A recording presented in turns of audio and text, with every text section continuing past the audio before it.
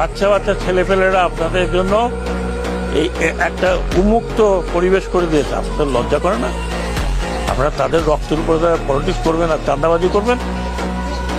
Don't do it, don't do it. আমি warning দিচ্ছি, please don't do it. আমাকে এমন কিছু করবেন না যে আমাকে আপনারা গালাগালি করেন, আমাকে গালাগালি করেন, আই ডোন্ট মাইন্ড। চাঁদাবাজি করবেন, দখল করবেন, আমি পলিটিক্যাল পার্টিদেরকে বিনীত অনুরোধ করছি, আপনারা আপনাদের লোক সামলান।